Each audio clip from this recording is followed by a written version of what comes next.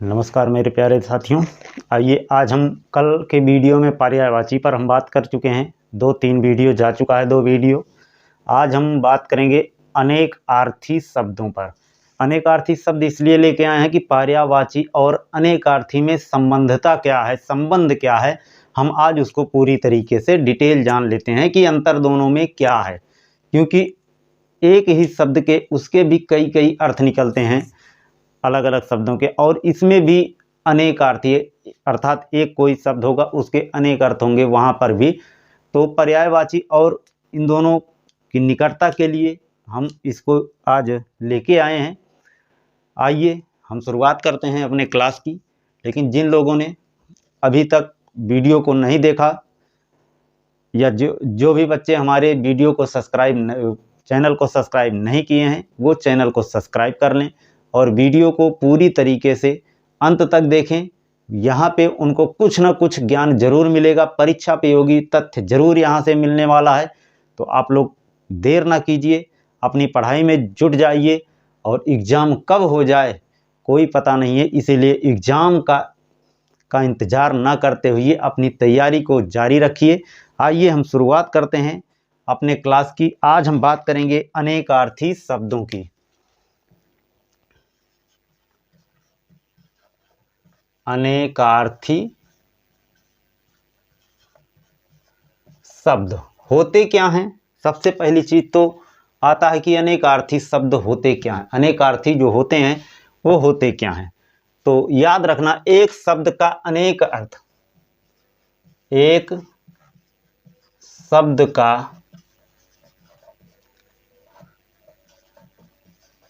अनेक अर्थ व्यक्त करने वाले शब्द हो।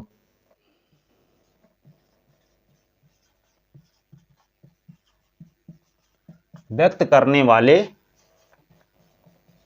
शब्द जो होते हैं वो क्या है? अनेकार्थी शब्द होते हैं। एक ही शब्द के अनेक अर्थ व्यक्त करने वाले जो शब्द आपको मिलेंगे वो क्या कहलाएंगे? वो अनेकार्थी शब्द कहलाएंगे। अर्थात कोई भी एक वाक्य का एक शब्द लिया जाएगा और उस शब्द के कितने अर्थ बन रहे हैं, उसी ही एक शब्द के अनेक अर्थ यदि बन रहे हैं तो वो क्या कहलाएंगे?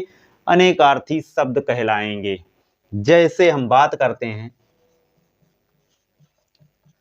जैसे हम शब्द लेते हैं अंकोर। अंकोर की बात करते हैं तो अंकोर का मतलब होता है, एक तो अंकोर का मतलब होता है गोंद, दूसरा होता है अंकोर का मतलब भेंट, इसके बाद एक होता है रिश्वत की बात आ जाती है। अंकोर का मतलब रिश्वत भी हो जाता है।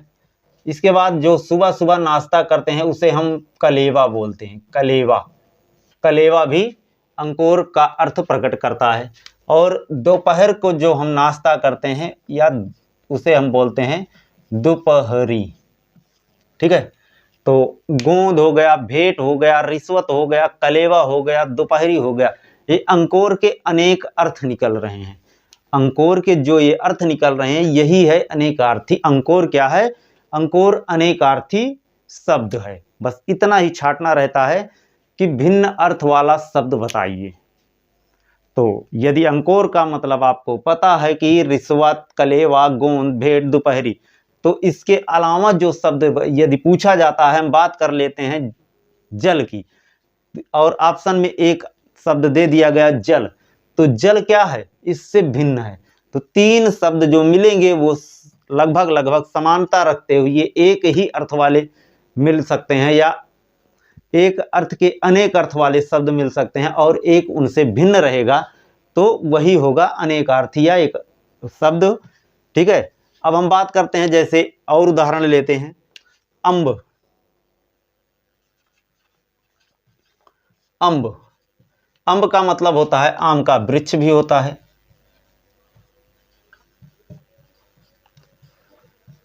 फल भी होता है आम का,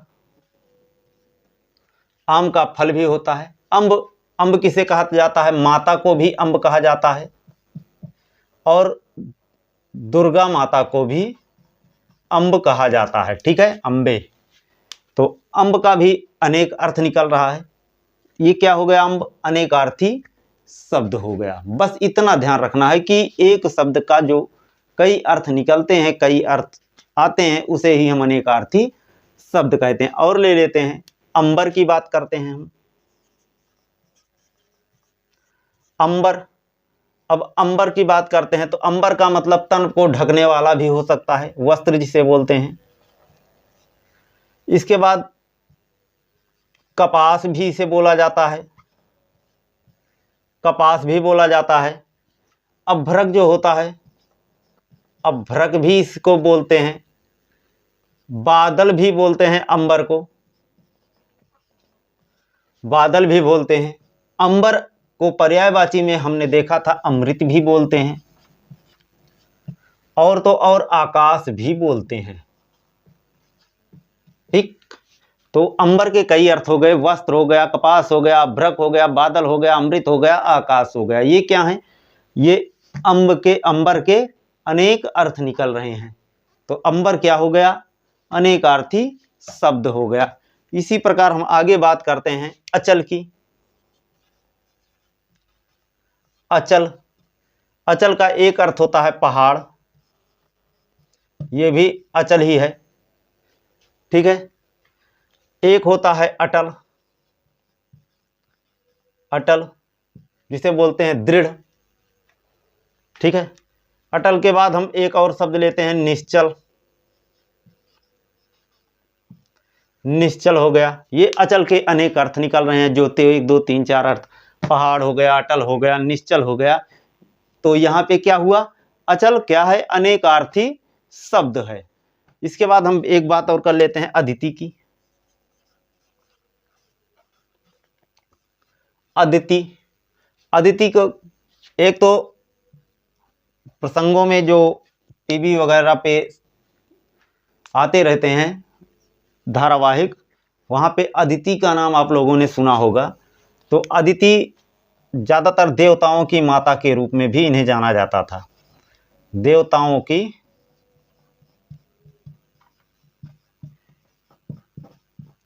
माता अदिति हैं, जिन्हें हम देव माता बोलते हैं। ठीक है, देव माता अदिति हैं। जैसे राजमाता हो गई, राज्य की माता जो होती है राजमाता होती है, तो उसी प्रकार देवताओं की माता देव माता अदिति हैं। और पृथ्वी को भी अदिति ही बोला जाता है। पृथ्वी भी एक अर्थ देती है। अदिति का एक अर्थ होता है पृथ्वी, अदिति का एक अर्थ होता है प्राकृतिक, प्रकृति। ठीक है, तो यहां पे अदिति क्या हो गया? अदिति हो गया अनेकार्थी शब्द। हम बात करते हैं अमृत की। अमृत की बात करते हैं तो अमृत में जैसे हो गया सुधा, अमृत का एक अर्थ होता है सुधा। जल भी अमृत ही है। गाय का जो घी होता है, घी भी अमृत ही है। जो हम खाना खाते हैं अन्न, ये भी अमृत के ही समान है। इसके बाद सोना, सोना भी अमृत ही है।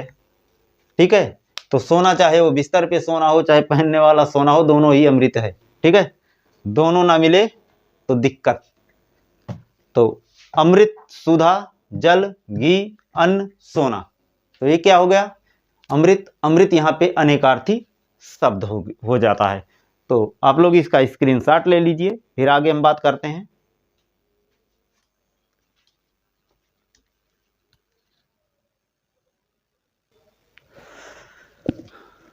आइए आगे की बात करते हैं। अमृत का हो गया। अब हम पर्यायवाची, सबसे पहला काम करते हैं कि पर्यायवाची और अनेकार्थी शब्दों में अंतर क्या होता है इसको जान लेते हैं। तो अंतर की बात कर लेते हैं। अंतर, पर्यायवाची और अनेकार्थी शब्दों में अंतर क्या होता है? पर्यायवाची और अनेकार्थी शब्दों में, तो पर्यायवाची किसे कहते हैं?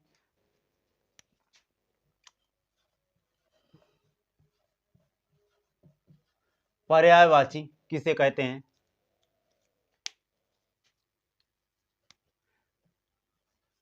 जब हम संज्ञा संज्ञा को कई नामों से जानते हैं।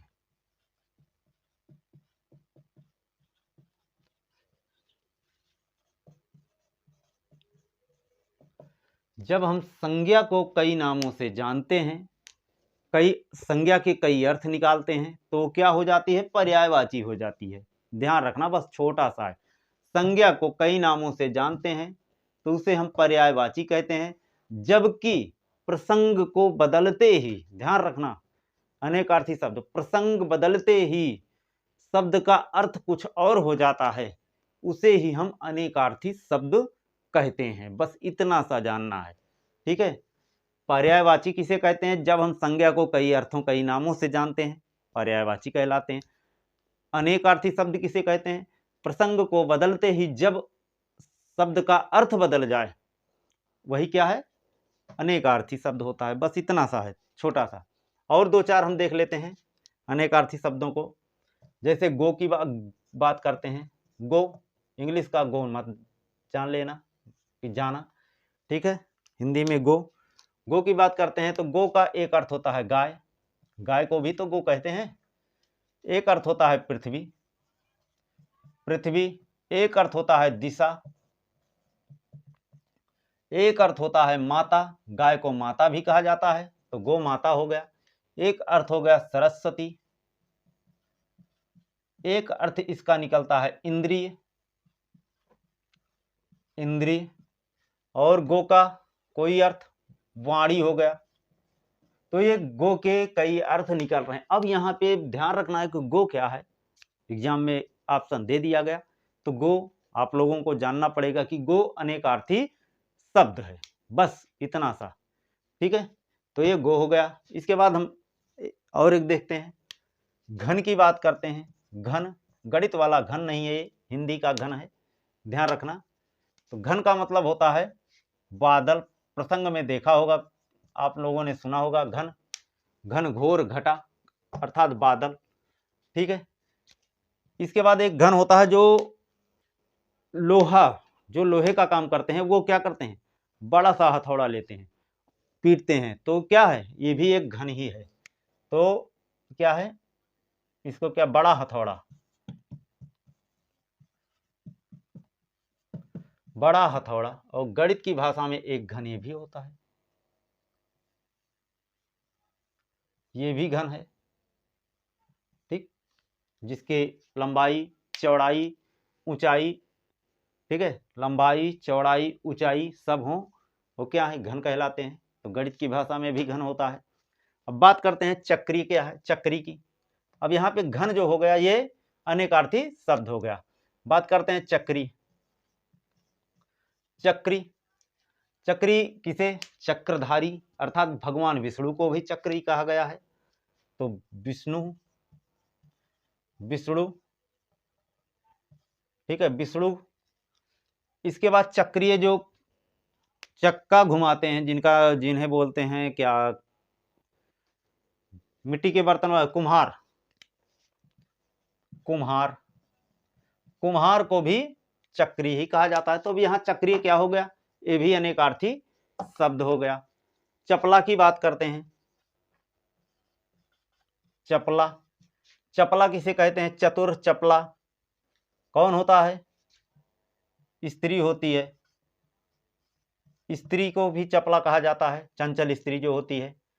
माता लक्ष्मी को भी चपला कहा गया है, ठीक है।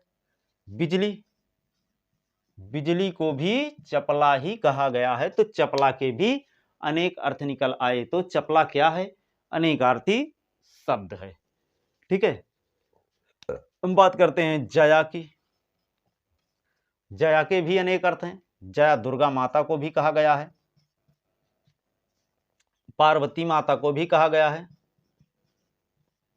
जया, जो ये घास निकलती है जिसको बोलते हैं दूब, तो हरी दूब जो होती है उसे भी जया ही कहा गया है, हरी दूब, हरी दूब को भी। और जो ये झंडा होता है पताका, इसे भी हम जया के नाम से कहीं कहीं प्रसंग बदलने के बाद मिले हैं। तो जया क्या हो गया यहाँ पे? तो जया हो गया क्या, अनेकार्थी, अनेक अर्थ देने वाला एक शब्द। ठीक है, हम बात करते हैं जलज की। जलज, जलज, जलज कमल को कहा जाता है, कमल को भी जलज कहा जाता है। शंख जो होती है बजाने वाली, शंख एक तरीके से समुद्री जीव है। ठीक है, इसे भी जलज ही कहा गया है। जल में रहती है मछली, मछली को भी जलज कहा गया है। और पानी में ही मिलती है मोती, इसे भी जलज कहा गया। और भी कई अर्थ हैं, तो ध्यान रखना।